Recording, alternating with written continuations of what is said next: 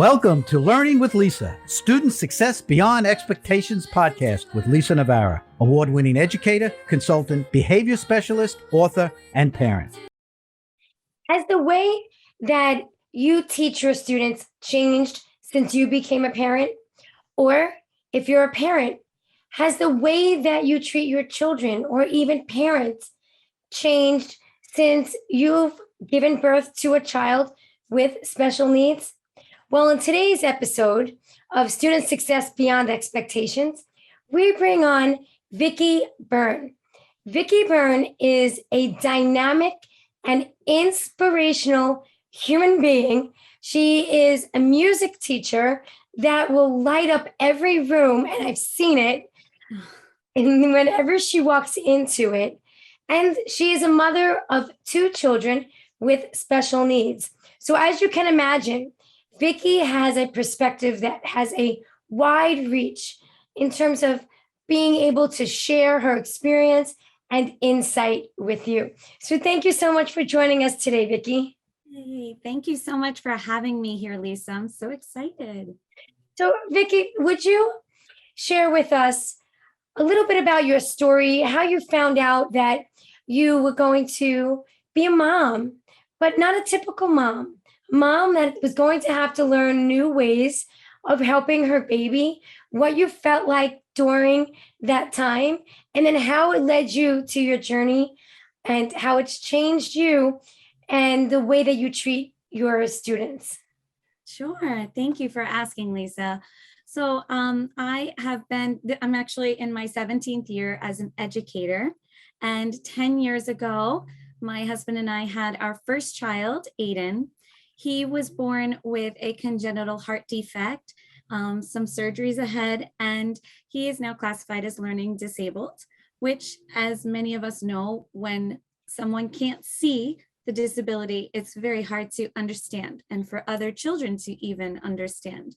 And then a few years later, 6 years ago to be exact, we had our second son, Austin, and he was born with Down syndrome. Both children, we were given a prenatal diagnosis. So I think that was nice having the time to do research, which sometimes cannot be wonderful, but could be scary, right? Yes, because the unknown is always scary. Right. And as soon as they were born, though, all that washes away and all these beautiful moments happen. But not only did we have the time to research, we also had the time to reach out to organizations to get the support we needed. And one of the biggest organizations that helped us receive that support before my 6-year-old with Down syndrome was born, Austin, was DSAF, the Down Syndrome Advocacy Foundation. And they are wonderful because they have new parent meetings.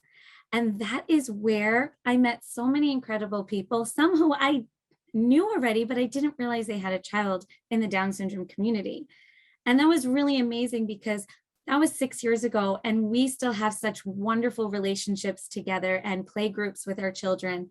And I think having that support as a parent with any child with special needs, especially as a new parent, is so important. Definitely. Over the past few months, we've now been introduced to Gigi's Playhouse, Long Island, that opened up, and we're so excited. Not only does my 6-year-old, Austin, love meeting new friends and participating in their amazing programs that are free to the community. And it's not just for children with Down syndrome, it's for children to young adults of all abilities. And I think that's really important for others to model for, especially our little ones with Down syndrome. That's how they learn best, from other models. More importantly, I get to bring our 10-year-old, his big brother. I'm going to try not to get teary-eyed. I'm sorry. It's so wonderful. Really. He gets to see his brother in action and how he enjoys everything. And he gets to meet other siblings that have siblings with Down syndrome. Yeah. And that means the world to us because my 6-year-old is still minimally verbal. And I know my 10-year-old often wonders, why is my brother not speaking to me more? I see all my friends at school, they're talking, they're siblings. It's just such a nice atmosphere and a connection.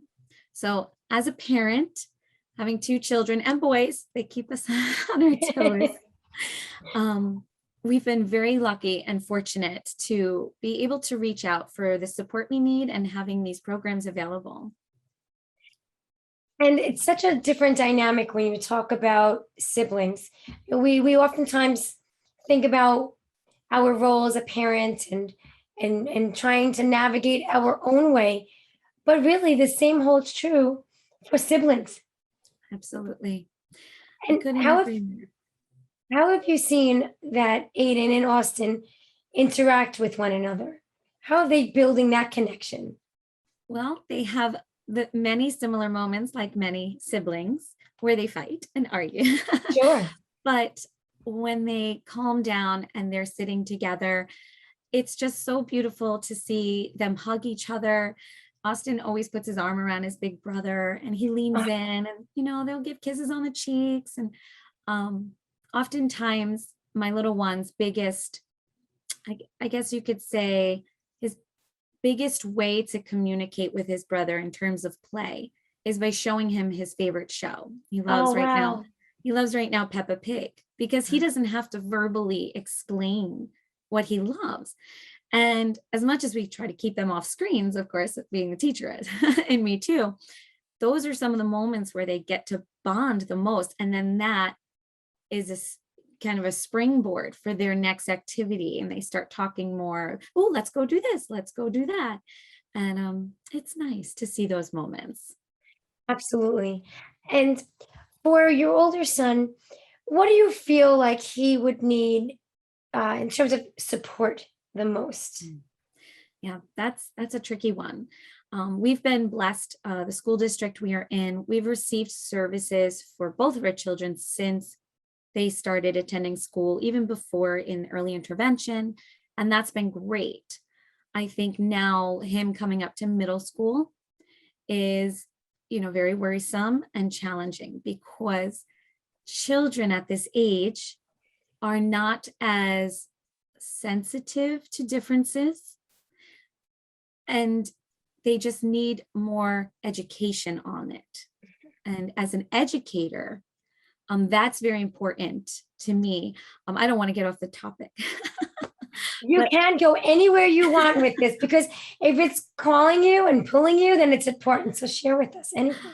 A big part of in education, when Austin, who is Down syndrome, he was about a year old, we were shopping and I had my older son with us, and we were in a store, and a much older man who was foreign, he had an accent, came up and said, "Is he dumb?"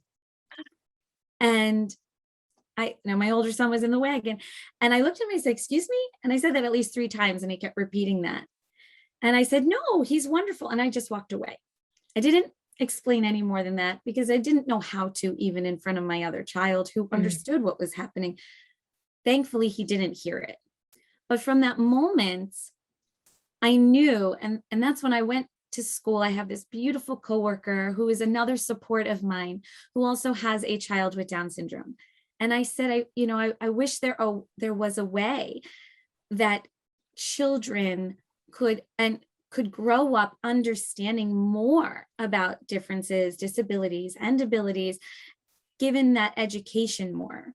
And that's when my coworker and I started this wonderful program in our school, based on this world-renowned slogan, "Rock Your Socks for World Down Syndrome Day." We transformed it into "Rock Your Socks and Celebrating Differences." And what we love about that is every month we get to celebrate a different ability or disability. And it's nice because it could grow in different directions based on the community of our students. And fast forward, we've been doing this for at least 5 years now. I love having graduates from the secondary level schools coming back and visiting or messaging us saying, "Oh, we're rocking our socks in school too." That's so great. That's so great. It makes it so worth it. It's so great because these children go off and come back with stories. I was shopping with my family and I saw someone that, had a wheelchair, and I opened the door for them instead of pointing at them. They're learning Wow. And it's just so magical. And I think Wow. also having my own children, my oldest, Aiden, being a witness to this new program and explaining to him why we're doing it, I think that has been a tremendous impact as well for him in learning about his brother as well. So, what do you mean for the listeners here who don't know? What is Rock Your Socks? Oh, like that's what it's about, but what is it? Thank you. Sorry for Great. assuming. Yes. So Rock Your Socks acts as a conversation starter. So when you're wearing mismatched socks and someone says, "Why are your socks different?" is that perfect moment for you to respond with, because being different makes the world a beautiful place. And that's why we love it. We currently do that for physical impairments, visual impairments, hearing impairments, autism, and Down syndrome. And what's great is we even love having the students within our community make an announcement or talk to them and share their success stories. I think oftentimes people look at others with disability or an impairment and think, "Oh, I'm so sorry." And that was often the reaction that my husband and I got when we had a prenatal diagnosis. "Oh, I'm so sorry you're having a child with Down syndrome." Oh, and that was hurtful. Yeah. And I know people didn't mean to be hurtful. They just Right. didn't know what else to say. Right. So I think this is a nice way to invite others. How do you react? Well, they're a wonderful person like everyone else. They have such amazing abilities. Right. Right. Think of it as abilities, not disabilities. Yes. Yeah. I love that. And you've already mentioned a whole bunch of them, how they like to share TV shows and put their arms around each other. And there's so much to comment on for sure. And so tell me now, I know I've seen you in action. I have to tell you, if you're listening to us at this very moment, she broke out into song for you, you'd suddenly relax. Oh, And you're you would so just go into a sweet. whole another world. Or if she wants to be upbeat and really jazzy or whatnot, and she's right there. I used to love when she would come into our classroom and she would let me stay and do my work in there. It was great. And then I kind of held my own because she said, "Can you press the button on to put the CD player?" I'm like, "Good, I earned my keep now," But it was such an education for me because Vicki, she truly is. I mean, she's a show. She's a walking show. She was split between buildings. She'd come in with her microphone. She'd come in with her bag of tricks, and she'd put on a show. But it wasn't all about her. It was about the kids. But she was facilitating this magical musical education. And the way that she even worked within my class with my students, because which is great to see. And I was extremely appreciative of it. We have a certain way of doing things, certain way of learning, and it's all centered around self-regulation. And Vicki from the start was very open to, okay, what do I have to say? So now I suddenly heard Caring Tree in this like melodic way. There was no longer like Caring Tree. It was just beautiful. I just wish I had a button that she said it instead of me all the time. But the fact that you were open to supporting our day-to-day functioning made such a difference. Because Vicki, as you know, special areas, music, phys ed, art, all of them, they're so important for children. And it's just as important that we all work together to make sure that those skills that we're teaching go in and out of both classes. And I really felt like you were able to do that. Now, do you think that your openness and your style of teaching has been impacted from being a mom who has children with special needs? That's a wonderful question. Absolutely is the answer. Going to college, getting trained as a music educator, of course, we're given a class here and there on how to work with children with special needs. And it's wonderful, but no one truly understands until they're in it, right? And what's amazing is that we all know every single child, whether it's in a special education class or not, are so different and unique in so many ways. But I mean, I will say, I thought it was a great teacher then, but once I became a mom, it was like a whole new level of sensitivity, of me understanding more of the way they processed things, especially for the children in the special education classes. Um, they really sometimes. Okay. Sorry about that. The beauty of technology. I get frozen here and there. But what I was saying is that being a mother now with children with special needs and going into the special education classroom, it is just so rewarding because I not only do I picture my own children as if they were in the class, but I'm learning from them too in so many ways. And from you, other classroom teachers, I'm learning so many other things to bring home to my own children. And oftentimes I will definitely take things I do in my classroom as a music teacher home to my little one, Austin, because he loves music. That's how he communicates best, because he's minimally verbal. He expresses himself through music. He loves music. And it's nice that I can see the different ways that he and other my students can process things. I think that has made me a much better educator than I am today. So you see different ways that they process things. And so does that mean that you have more of not only sensitivity, like you said, but also patience? Absolutely. It also, since my children, it also makes me really stop and think before reacting often for behaviors, a lot of impulsive behaviors. I really stop and listen and differentiate what I'm doing before my reaction. I think that has been learned through my children and also the patience I received from my children. So if we have new teachers who are studying to be, even teachers who are practicing now as educators in music, or maybe student teachers, or people thinking, I think I want to be a music educator. When you say that you differentiate, can you give them an example or two? Sure. I think it's so important as any educator is creating a lesson plan, especially music educator, to picture where the class is in the room at the time, what formation the class is in, because they can't stay in the same formation the whole time. And also, well, what if? The what ifs are so important to have a backup plan. What if this song or the music is too loud?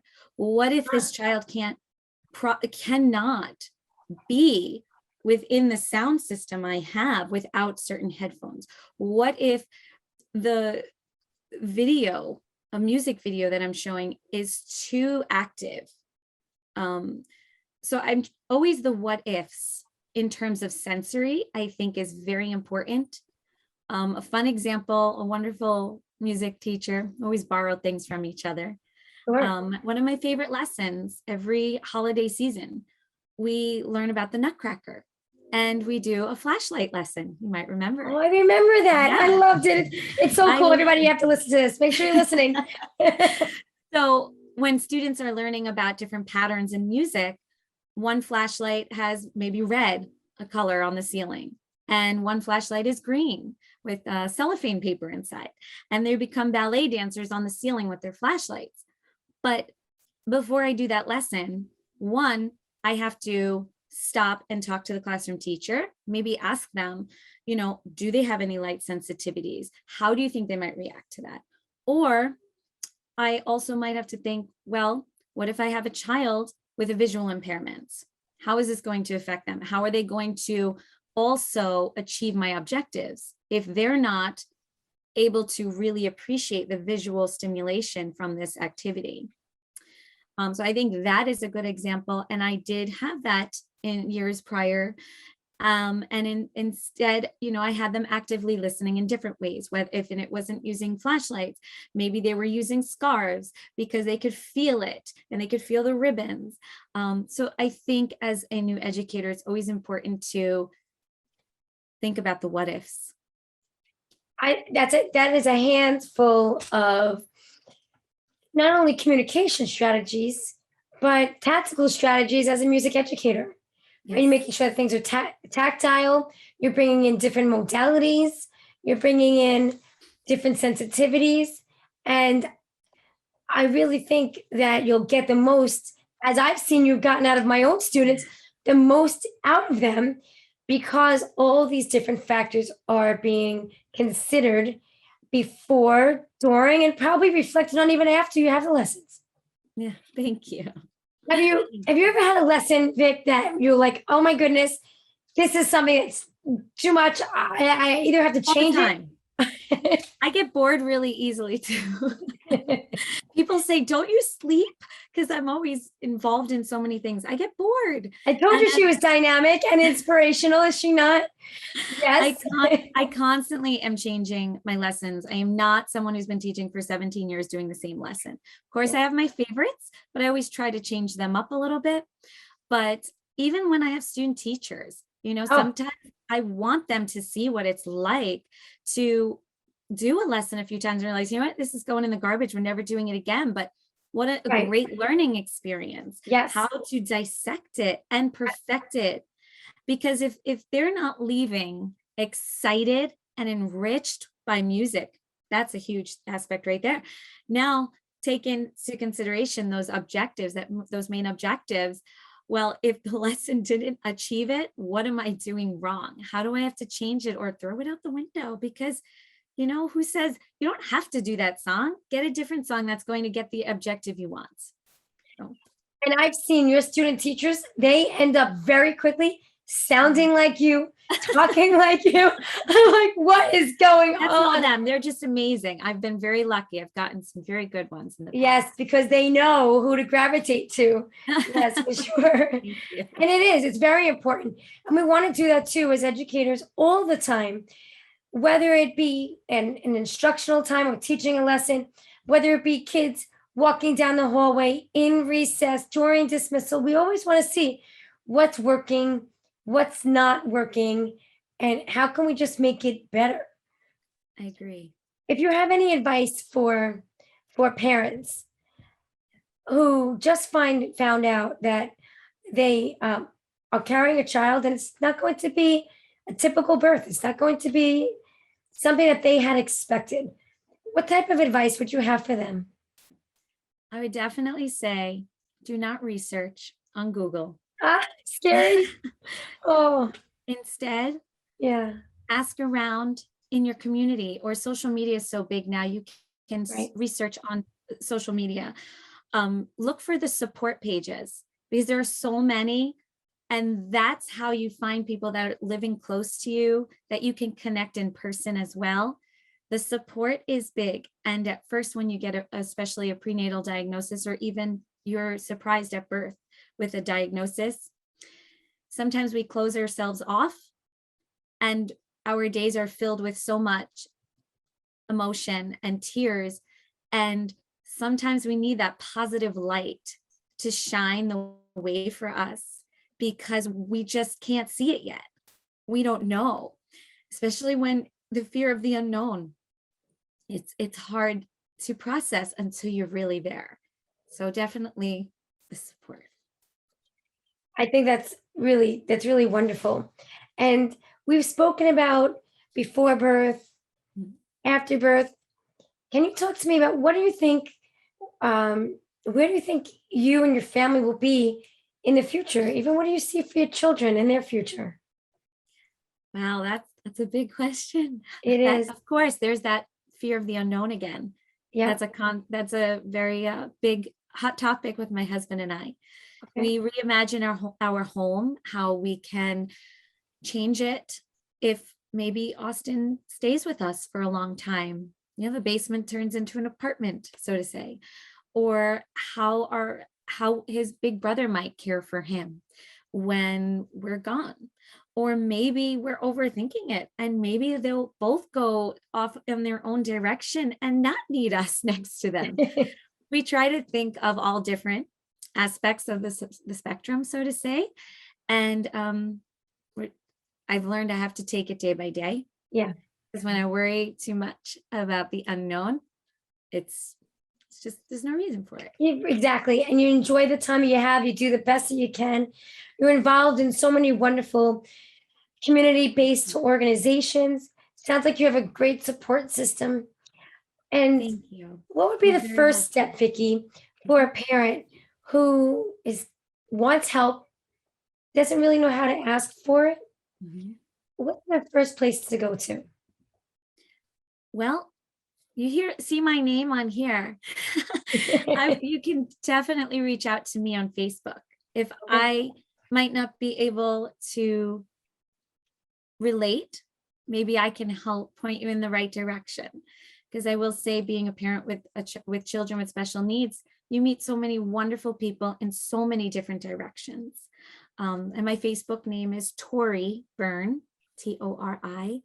And if it weren't me, I still think do a little search in social media, or have a conversation with some people at your workplace or on the playground. And you never know. I just recently heard a story from close family. I met their new friends, and how they met. It was amazing. They were all on Fire Island, and the father forgot his wallet in a store. And he says to the owner, "I'm so sorry. I just can't focus. You know, my son has autism and I'm so distracted." And the father, who's the owner, says, "My son has autism too." See? And they just created a beautiful friendship. Yes. You know, I think it's really nice when you're in the community, on a playground or wherever you may be, and explain to a young child that's hesitant to play with your child, explain to them, oh, he or she has, and explain it on their level. Right. I think parents also appreciate that, because they don't obviously want their child to be rude to another. They want to understand how to teach their own child to be sensitive to others. Right. And talking about it is so encouraged now. Yes. With an openness. Yes. Yes. Whereas in the past, I'm not so sure it was encouraged to talk about things we didn't understand, or things that maybe looked different. But now we're rocking our socks. We're wearing socks that don't even match. We're like, come talk to us. We got you. You got us. We're together in this. I love it. And maybe another time I could bring my partner in crime on and we can explain more. We're really excited about it. Yes, I would absolutely love that. So let's plan that soon. So for all of our listeners here, I hope that you felt the energy that Vicki brings, the positive nature. And it's not easy, but she puts that smile on her face, because we all need to be positive and think of every day as a gift to ourselves, a gift to those who are around us. And that's what I have found within Vicki. If you reach out to her, I'm sure you will find the same. I hope that you take some of the suggestions or experiences that Vicki has shared with you today, and you use them, you consider them. Let's find out more about Rock Your Socks, the next time that we see Vicki here on Student Success Beyond Expectations.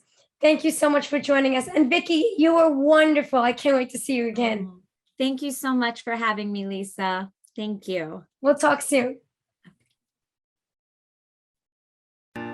Thank you for listening to the Student Success Beyond Expectations podcast, where school leaders, educators, and parents meet on behalf of children who struggle with learning.